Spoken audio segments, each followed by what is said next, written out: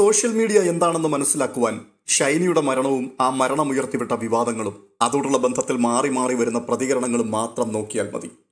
ഷൈനിയും തന്റെ 2 കുഞ്ഞുങ്ങളും കൂടി പ്രഭാതത്തിൽ ഉണർന്ന് റെയിൽവേ ട്രാക്കിൽ പോയി നിൽക്കുകയും തുടർന്ന് ചിതറിത്തെറിച്ച് ഈ ലോകത്തോട് വിട പറയുകയും ചെയ്തു എന്നുള്ള ആ ദാരുണമായ സംഭവം നമ്മുടെ ഹൃദയത്തെയൊക്കെ വല്ലാതെ വേദനിപ്പിച്ചിട്ടുണ്ട്. ഭർത്താവിന്റെ വീട്ടിലെ കൊടിയ പീഡനങ്ങൾ സഹിക്കുവാൻ കഴിയാതെ സ്വന്തം വീട്ടിലേക്ക് വന്നു നിന്ന ഷൈനിക്ക് തൻ്റെ 2 പെൺകുഞ്ഞുങ്ങളെ നല്ല രീതിയിൽ വളർത്തി മുൻപോട്ട് കൊണ്ടുപോകുവാൻ ബുദ്ധിമുട്ടായി മാറി. ഒരു ജോലിക്ക് വേണ്ടി പല വാതിലുകളും മുട്ടിത്തളർന്ന ഷൈനി ഒടുവിൽ തൻ്റെ 2 കുഞ്ഞുങ്ങളെയും കൊണ്ട് ഈ ലോകത്തോട് വിട പറഞ്ഞു. മരണവാർത്ത അറിഞ്ഞ നിമിഷം മുതൽ അതിൻ്റെ പിന്നാമ്പുറങ്ങൾ മുഴുവനും അരിച്ചു പെറുക്കി സോഷ്യൽ മീഡിയ പലതരത്തിൽ റിപ്പോർട്ടുകൾ ചെയ്തുകൊണ്ടിരിക്കുന്നു. കഴിഞ്ഞ ദിവസം വരെ സമൂഹ മാധ്യമങ്ങൾ ഒരുപോലെ ശബ്ദമുയർത്തിക്കൊണ്ടിരുന്നത് ഷൈനിയുടെ ഭർത്താവായ നോബിക്കും അദ്ദേഹത്തിന്റെ സഹോദരനായ പുരോഹിതൻ ബോബിക്കുമെതിരായിട്ടായിരുന്നു. എന്നാൽ നിമിഷ നേരങ്ങൾ കൊണ്ട് കാര്യങ്ങളെല്ലാം മാറി മറിഞ്ഞിരിക്കുകയാണ്. ഇപ്പോൾ ഷൈനിയുടെ മരണത്തിന്റെ യഥാർത്ഥ ഉത്തരവാദി തന്റെ പിതാവ് തന്നെയാണ് എന്നുള്ള വാർത്ത സമൂഹ മാധ്യമങ്ങൾ വളരെ ശക്തമായി ചർച്ച ചെയ്തുകൊണ്ടിരിക്കുന്നു. അതിന്റെ പിൻപിലുള്ള പ്രധാനപ്പെട്ട ഘടകം കഴിഞ്ഞ ദിവസം പുറത്തുവന്ന ഒരു പുരോഹിതന്റെ വോയിസ് ക്ലിപ്പ് തന്നെയാണ്. ഷൈനിയുടെ മരണവാർത്ത പുറത്തു വന്നു ചില നിമിഷങ്ങൾ കഴിഞ്ഞപ്പോൾ തന്നെ ഞങ്ങൾ പറഞ്ഞിരുന്നു, ആടിനെ പട്ടിയാക്കുവാൻ കഴിവുള്ള വിദഗ്ധന്മാർ പലരും നമുക്ക് ചുറ്റിലുമുണ്ട്, അവർ ഈ സംഗതികളെ അട്ടിമറിച്ച് കളയുമെന്ന്. അതിപ്പോൾ അക്ഷരം പ്രതി നിവൃത്തിയായിക്കൊണ്ടിരിക്കുകയാണ്. കഥകൾ ഒക്കെ മാറി മറിഞ്ഞിരിക്കുന്നു. ഷൈനിക്ക് മാനസിക രോഗമുണ്ടായിരുന്നുവെന്നും ആത്മഹത്യാ ടെൻഡൻസിയുള്ള വ്യക്തിയാണ് എന്നും ഷൈനിയുടെ ആത്മഹത്യയിൽ സഭയ്ക്ക് യാതൊരു പങ്കുമില്ല എന്നുമൊക്കെയുള്ള ന്യായീകരണങ്ങൾ മുറതെറ്റാതെ ഇപ്പോൾ പുറത്തു വന്നുകൊണ്ടിരിക്കുന്നു. വെള്ളപൂശൽ നടന്നുകൊണ്ടേയിരിക്കുന്നു. അതെ, സമൂഹ മാധ്യമങ്ങളിൽ കൂടി സഭയ്ക്കും സഭാസ്ഥാപനത്തിനും തെറ്റുകാരനായ പുരോഹിതനുമെതിരെ ഉയർന്നിരുന്ന നാവുകളെയെല്ലാം ഒറ്റ നിമിഷം കൊണ്ട് നിശബ്ദമാക്കിക്കൊണ്ട് ഷൈനിയുടെ മരണത്തിന്റെ ഉത്തരവാദികൾ ഷൈനിയുടെ പിതാവും ആ കുടുംബവുമാണ് എന്ന രീതിയിലേക്ക് കാര്യങ്ങളെ കൊണ്ടുവന്നെത്തിച്ചു. ഇന്നലെ മുതൽ സോഷ്യൽ മീഡിയ മുഴുവനും നോബിയെയും ഫാദർ ബോബി ചേരിയലിനെയും വിട്ടു. ഒരു പുരോഹിതൻ പുറത്തുവിട്ട വോയിസ് ക്ലിപ്പിനെ ഏറ്റുപിടിച്ചുകൊണ്ട് ഇപ്പോൾ ആക്രമണം മുഴുവനും അഴിച്ചുവിടുന്നത് ഷൈനിയുടെ കുടുംബത്തിന്റെ നേർക്കാണ്. ഷൈനിയുടെ പിതാവ് ഒരു ഓൺലൈൻ ചാനലിന് നൽകിയ പ്രതികരണത്തിൽ അദ്ദേഹം ഇടയ്ക്ക് ചിരിച്ചു എന്നുള്ളതാണ് അദ്ദേഹത്തെ കുറ്റവാളിയാക്കുവാനുള്ള പ്രധാന കാരണം. വിമർശിക്കപ്പെടേണ്ടതായിട്ടുള്ള പല കാര്യങ്ങളുമുണ്ട്, അത് വിമർശിക്കപ്പെടുക തന്നെ വേണം, അതിന് ഞങ്ങൾ എതിരല്ല. പക്ഷേ ഷൈനിയുടെ പിതാവും മാതാവും സഹോദരങ്ങളുമാണ് ഷൈനിയുടെ മരണത്തിന്റെ കാരണക്കാർ എന്ന് വരുത്തി തീർക്കുവാൻ ശ്രമിക്കുകയാണെങ്കിൽ അതിന്റെ പിൻപിൽ ഗൂഢമായ ലക്ഷ്യങ്ങളുണ്ട്. ഷൈനിയുടെ പിതാവിനെ സംബന്ധിച്ചിടത്തോളം 10-75 വയസ്സിന് മുകളിൽ പ്രായമുള്ളൊരു മനുഷ്യനാണ്. നാട്യങ്ങളില്ലാത്ത ഒരു നാട്ടിൻ പുറത്തുകാരനാണ് അയാൾ തന്റെ സ്വാഭാവികമായ പ്രതികരണമാണ് അറിയിച്ചത്. നമ്മളൊക്കെ കരുതുന്നത് പോലെ ഒരു മരണം സംഭവിച്ച കുടുംബമല്ലേ, പുറം ലോകത്തോട് സംസാരിക്കുമ്പോൾ അതിനുള്ള കരുതലുകളൊക്കെ എടുത്ത് കേൾക്കുകയും കാണുകയും ചെയ്യുന്ന വ്യക്തികൾക്ക് കരളരിയിക്കുന്ന രീതിയിലുള്ള ആർട്ടിഫിഷ്യൽ പ്രതികരണങ്ങളൊക്കെ നടത്തണ്ടേ എന്നൊന്നും ആ മനുഷ്യൻ ചിന്തിച്ചു കാണില്ല. അയാളുടെ സ്വാഭാവിക പ്രതികരണമായി മാത്രം അതിനെ കരുതിയാൽ മതി. അതിന്റെ പിൻപിൽ അയാൾക്ക് ദുഃഖമില്ല എന്നും ആ കുടുംബത്തിൽ ഒരു വലിയ ബാധ ഒഴിഞ്ഞു പോയതിലുള്ള ആശ്വാസമാണ് എന്ന രീതിയിലൊന്നും ആരും തെറ്റിദ്ധരിക്കരുത്. പിന്നെ പല മനുഷ്യരുടെയും നേച്ചർ പലതാണ്. ചിലർ അവരുടെ സങ്കടങ്ങളെല്ലാം പുറത്തു കാണിക്കും. എന്നാൽ ചിലരൊക്കെ അതെല്ലാം ഉള്ളിലൊതുക്കി സമൂഹത്തിന്റെ മുമ്പിൽ ചിലപ്പോൾ കൃത്രിമ ചിരിയുമായി നിന്നുവെന്നും വരാം. എന്തായാലും സഭയുടെ പ്രതിനിധിയായ ഒരു പുരോഹിതന്റെ വോയിസ് ക്ലിപ്പും അതിന് തൊട്ടു പിന്നാലെ ഈ പിതാവിന്റെ ചിരിയും കൂടി വന്നപ്പോഴേക്കും സമൂഹ മാധ്യമങ്ങൾ വരുത്തി തീർക്കുകയാണ് ഷൈനിയുടെ മരണത്തിന്റെ ഉത്തരവാദികൾ സ്വന്തം വീട്ടുകാർ തന്നെയാണ്.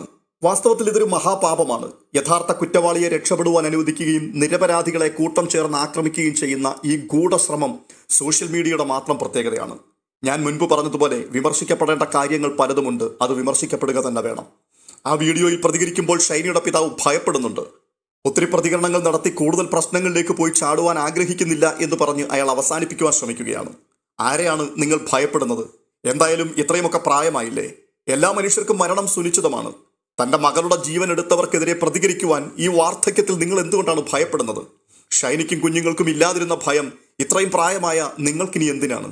നോബിയുടെയും കുടുംബത്തിന്റെയും കൊടിയ ക്രൂരതകൾക്കും പീഡനങ്ങൾക്കുമെതിരെ ഒരു പിതാവെന്ന രീതിയിൽ രൂക്ഷമായി പ്രതികരിക്കേണ്ട നിങ്ങൾ അങ്ങനെ പ്രതികരിച്ചില്ല എന്നുള്ളത് ശ്രദ്ധേയമായൊരു വസ്തുതയാണ്. എന്നുവെച്ചാൽ ഇതിന്റെ പിന്നാലെ ഇറങ്ങിത്തിരിക്കുവാനും ഒരു പുകിലിനിയും ഉണ്ടാക്കിയെടുക്കുവാനും ഞങ്ങൾ താല്പര്യപ്പെടുന്നില്ല, ഞങ്ങൾ സ്വസ്ഥമായി ജീവിച്ചോട്ടെ എന്നുള്ളൊരു ചിന്താഗതി അതിനകത്ത് നിഴലിച്ചു നിൽക്കുന്നുണ്ട്. പിന്നെ മുൻപ് പ്രകടിപ്പിച്ച ആ ചിരിയെപ്പോലെ തന്നെ ഇതിനെയും കരുതിയാൽ മതി. കാരണം അത്രമാത്രം ബോധമേ ആ മനുഷ്യനുള്ളൂ. നഷ്ടപ്പെട്ടത് തനിക്കാണെന്നും തന്റെ മകളും കുഞ്ഞുങ്ങളുമാണ് അകാലത്തിൽ പൊലിഞ്ഞു പോയതെന്നും അതിനുത്തരവാദികളായവരെ നിയമത്തിന്റെ മുമ്പിൽ കൊണ്ടുവരണമെന്നും ശക്തിയുക്തം വാദിക്കുവാനുള്ള കഴിവോ യുക്തിബോധമോ ഒന്നും അയാൾക്കില്ല എന്ന് വേണം കരുതുവാൻ. പക്ഷേ അതിനെയൊക്കെ ബോധപൂർവമായുള്ള ഒരു രക്ഷപ്പെടലായോ തെറ്റ് ചെയ്തതിനു ശേഷം അത് മൂടി വെക്കുവാനുള്ള പരിശ്രമമായോ ഒന്നും ചിത്രീകരിക്കരുത്. 9 മാസമായി 2 കുഞ്ഞുങ്ങളുമായി ഭർത്താവിനെ പിരിഞ്ഞ് വീട്ടിൽ വന്നു നിൽക്കുന്ന ഷൈനി മാനസികമായി വലിയ പിരിമുറുക്കത്തിൽ കൂടി തന്നെയാണ് കടന്നു പോകുന്നത് എന്നുള്ളത് ഉറപ്പുള്ള കാര്യമാണ്. മാത്രവുമല്ല, ഒരു കുടുംബമാകുമ്പോൾ പലതരത്തിലുള്ള പ്രശ്നങ്ങൾ അവിടെ ഉണ്ടാകുവാൻ സാധ്യതയുണ്ട്. അതൊന്നും ഇല്ല എന്ന് പറയുവാൻ കഴിയില്ല. അപ്പനും അമ്മയുമായിട്ടൊക്കെ വാക്കുതർക്കങ്ങളും സംസാരങ്ങളും സംഭവിക്കുവാൻ സാധ്യതയുമുണ്ട്. ഇങ്ങനെ ഒരു സാഹചര്യം നമ്മുടെ കുടുംബങ്ങളിലാണുള്ളതെങ്കിൽ സ്വാഭാവികമായും ഇത്തരം പ്രശ്നങ്ങളൊക്കെ നമുക്കും നേരിടേണ്ടതായി വരും. പക്ഷേ ഷൈനി മരണത്തിലേക്ക് പോകുവാൻ കാരണം അതായിരുന്നു എന്ന് ഒറ്റ നിമിഷം കൊണ്ട് സോഷ്യൽ മീഡിയ തീരുമാനിക്കുമ്പോൾ യഥാർത്ഥ പ്രതികൾ രക്ഷപ്പെടുവാനുള്ള വാതിലുകൾ തുറക്കപ്പെടുകയാണ്. വൃദ്ധനായ ഒരു മനുഷ്യന്റെ വായിൽ നിന്ന് വന്ന വിവരക്കേടുകൾക്കോ അദ്ദേഹം സംസാരമധ്യേ ഒന്ന് ചിരിച്ചു എന്നുള്ളത് കൊണ്ടോ കുറ്റം മുഴുവനും അയാളുടെ മേൽ ചാർത്തിയിട്ടിട്ട് ക്രൂരത കാണിക്കുന്നവരുടെ നേരെ കണ്ണടയ്ക്കരുത്. ഓസ്ട്രേലിയയിലായിരുന്ന നോബിയുടെ സഹോദരനായ പുരോഹിതൻ നാട്ടിലെത്തിയിട്ടുണ്ട് എന്നാണ് അറിയുവാൻ കഴിയുന്നത്. സഭയുടെ ഏതോ ഒരു സ്ഥാപനത്തിൽ അദ്ദേഹം ഇപ്പോൾ സുരക്ഷിതനായിരിക്കുന്നു, സംരക്ഷിക്കപ്പെടുന്നു. തെറ്റുകാരെ പലപ്പോഴും സംരക്ഷിച്ചു പാരമ്പര്യമുള്ള സഭ ഇവിടെയും അയാളെ സംരക്ഷിക്കും എന്നുള്ള കാര്യം ഉറപ്പാണ്. അതിനുവേണ്ടി വളരെ തന്ത്രപരമായും ബോധപൂർവമായും ഷൈനിയുടെ മാതാപിതാക്കളെ പ്രതിക്കൂട്ടിൽ നിർത്തുവാനുള്ള ഗൂഢമായ ശ്രമം സമൂഹം തിരിച്ചറിയണം. കഴിഞ്ഞ ദിവസം ഫേസ്ബുക്കിൽ പ്രത്യക്ഷപ്പെട്ട ഒരു പോസ്റ്റ് വളരെ ശ്രദ്ധേയമായി തോന്നി. അത് ഏവർക്കും വേണ്ടി ഒന്ന് പങ്കുവെക്കുകയാണ്.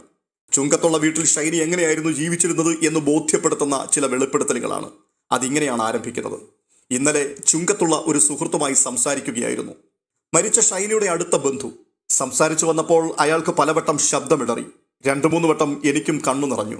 ഷൈനി മരിച്ചു എന്ന് ആ കുടുംബത്തിലെ അകന്ന ബന്ധുവായ ഒരു മുതിർന്ന കുട്ടിയോട് അവളുടെ അമ്മ പറഞ്ഞപ്പോൾ ആളെ മനസ്സിലാകാതെ വന്ന മോളോട് അന്ന് നമ്മൾ അവരുടെ വീട്ടിൽ പോയപ്പോൾ ചായ കൊണ്ടുവന്ന ചേച്ചിയാടി എന്ന് വിശദീകരിച്ചു കൊടുത്തപ്പോൾ അയ്യോ, അത് നോബിച്ചേട്ടായിയുടെ ഭാര്യയായിരുന്നോ?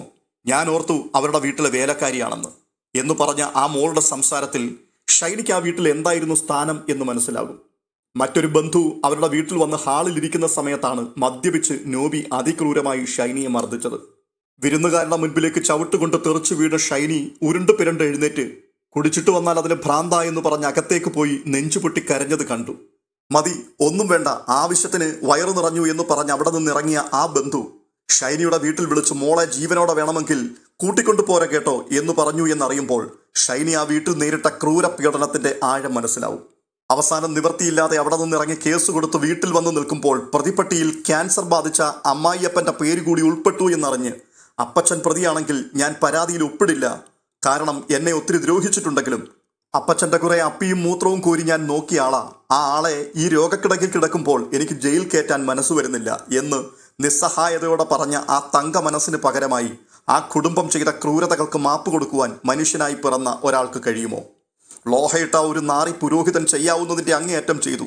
കിട്ടുന്ന ജോലിയെല്ലാം കളയിച്ചു അവളെ മരണത്തിലേക്ക് തള്ളിവിട്ടത് എങ്ങനെ ക്ഷമിക്കുവാൻ കഴിയും? അവന്റെ കുടില നിയമബുദ്ധിയിൽ സ്വന്തം മകനെ കൊണ്ട് ഒന്ന് നുള്ളി നോവിച്ചിട്ട് കൂടിയില്ലാത്ത അമ്മയ്ക്കെതിരെ കേസ് കൊടുപ്പിച്ച ആ വെള്ളയടിച്ച കുഴിമാടത്തെ ഏത് ചാട്ടവാർ കൊണ്ടാണ് അടിച്ചു പുറം പൊളിക്കേണ്ടത്?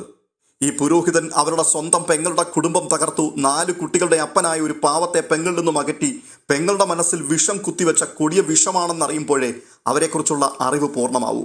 ആ സഹോദരിയെ വിവാഹം കഴിഞ്ഞ് വിദേശത്ത് ജോലി ശരിയാക്കിയതും ജീവിതം ഉന്നതിയിലെത്തിച്ചതും ആ ഭർത്താവ് കാരണമായിരുന്നു എന്നും ഇടയ്ക്കുണ്ടായ ചില അസ്വാരസ്യങ്ങൾ കാരണം കുടുംബമില്ലാതെയാകുമല്ലോ എന്നോർത്ത് ആ പാവം മനുഷ്യൻ ആത്മഹത്യക്ക് തുനിഞ്ഞിരുന്നു എന്നുമാണ് അദ്ദേഹത്തോട് അടുത്ത് ബന്ധമുള്ള ഒരാൾ പറഞ്ഞത്. അങ്ങനെയെങ്കിൽ ഈ കള്ളപ്പാതിരിയുടെ ഇടപെടൽ കൊണ്ട് മറ്റൊരു ജീവൻ കൂടി നേരത്തെ പൊലിഞ്ഞേനെ. ആ സംസ്കാര ചടങ്ങുകൾ കണ്ടാൽ അറിയാം ആ നാട്ടുകാർ നോബിയുടെ കുടുംബത്തെ എങ്ങനെ നോക്കിക്കാണുന്നു എന്ന്. അവന്റെ തന്നെ ബന്ധുക്കൾ അവനിട്ടടിക്കുവാൻ ദേഹത്ത് കുറുവടിയുമായാണ് അവിടെ നിന്നിരുന്നത് എന്നറിയുമ്പോഴാണ് ആ വെറുപ്പിന്റെ ആഴം മനസ്സിലാകുക.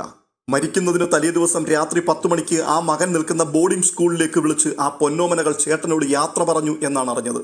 ഞങ്ങൾ പോകുക, ഇനി ഞങ്ങൾ ചേട്ടായിയെ കാണില്ല കേട്ടോ എന്ന് പറഞ്ഞു എന്നും അങ്ങനെയെങ്കിൽ ആ അമ്മയോടൊപ്പം പോകുവാൻ ആ പിഞ്ചോമനകൾ ഒരുങ്ങിയെന്നുമല്ലേ മനസ്സിലാക്കുക. അപ്പോൾ അവരെത്രമാത്രം സഹിച്ചു കാണണം.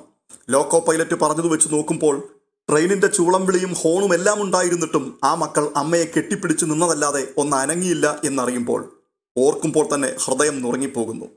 കേസ് കൊടുത്തത് കാരണം വാറന്റ് ഉള്ളത് കൊണ്ട് 2 അവധിക്കാലം അവൻ നാട്ടിൽ വരാതെ ഒരു വട്ടം ഖത്തറിൽ സഹോദരിയുടെ കൂടെയും അടുത്ത വട്ടം ദുബായിലും നിന്നു എന്നറിയുന്നു.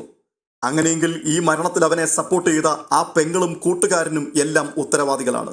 ഈ കൊടും പാതകത്തിന്റെ ശാപത്തിൽ നിന്നും അവർ എങ്ങനെ മുക്തരാകും? ഈ പാവം അമ്മയെയും മാലാഖ കുഞ്ഞുങ്ങളെയും മരണത്തിന് തള്ളിവിട്ട ഒരുത്തനെയും ഒരുത്തിയെയും വെറുതെ വിടരുത്. ഇവിടെ മതവും നോക്കരുത്, ജാതിയും നോക്കരുത്. ദയവായി ഒരു രാഷ്ട്രീയ പാർട്ടിയും മത നേതാക്കളും ഈ കാപാലികരെ രക്ഷിക്കുവാൻ കൂട്ടുനിൽക്കരുത്. ആ ലോഹയിട്ട പിശാചിനെ കല്ലെറിഞ്ഞ് ഓടിക്കണം അവനുള്ള ഇടത്തു നിന്നും. അവനുള്ള സഭയിൽ നിന്നും പുറത്താക്കുവാൻ സഭ തയ്യാറാകണം. നിയമം അനുശാസിക്കുന്ന ഏറ്റവും വലിയ ശിക്ഷ അവർക്ക് കിട്ടും എന്ന് ഇവിടെയുള്ള നീതിപാലകരും നീതിപീഠവും ഉറപ്പുവരുത്തണം. അടുത്ത വാർത്ത വരുമ്പോൾ ഈ അമ്മയുടെയും മക്കളുടെയും മുഖം മറന്നു പോകരുത്. അതോടൊപ്പം ഇനി ആർക്കും ഒരിക്കലും ഇങ്ങനെ ഉണ്ടാകാതിരിക്കുവാൻ ഓരോരുത്തരും ശ്രദ്ധിക്കണം. മരിച്ചു കഴിഞ്ഞുള്ള കണ്ണീരല്ല അവർക്ക് വേണ്ടത്, അതിനു മുൻപെയുള്ള ചേർത്ത് പിടിക്കലാണ്. ഇനിയൊരു ഷൈനിയും ഇങ്ങനെ മരിക്കാതിരിക്കട്ടെ. എങ്കിലും ഷൈനി, നിനക്ക് മരിക്കാതിരിക്കുവാൻ ഒരുപാട് മാർഗങ്ങളുണ്ടായിരുന്നുവല്ലോ സഹോദരി. കുറച്ചുകൂടി ധൈര്യം നിന്റെ കുട്ടികളെ ഓർത്തെങ്കിലും നിനക്ക് കാണിക്കാമായിരുന്നു. ഒരു ഉറുമ്പിനെ പോലും കൊല്ലുവാൻ കരുത്തില്ലാത്ത നീ എങ്ങനെ നിന്റെ പൊന്നുമക്കളെ മരിക്കുവാൻ വിട്ടുകൊടുത്തു? നീ ജീവിച്ച് വിജയിച്ച് കാണിച്ചു കൊടുക്കണമായിരുന്നു. എല്ലാ ധൈര്യവും ചോർന്നു പോകുന്ന ചില നിമിഷങ്ങൾ അങ്ങനെയാകും അല്ലേ? നീ കടന്നുപോയ അവസ്ഥ നിനക്ക് മാത്രമല്ലേ അറിയൂ. സമൂഹത്തിന്റെ നാനാ തുറകളിൽ നിന്നും വിലാപവും പ്രതിഷേധവും ഒരുപോലെ ഉയരുകയാണ്. എന്നാൽ ആടിനെ പട്ടിയാക്കുവാനുള്ള ഗൂഢമായ ശ്രമങ്ങൾ ഇതിന്റെ പിൻപിൽ നടക്കുന്നു. യഥാർത്ഥ കുറ്റവാളികളെ വെള്ളപൂശുവാനും നിരപരാധികളെ ക്രൂശിക്കുവാനുമുള്ള ഗൂഢമായ ശ്രമങ്ങൾ നടന്നുകൊണ്ടിരിക്കുന്നു. ആ ചതിക്കുഴികളിൽ നാം വീഴരുത്.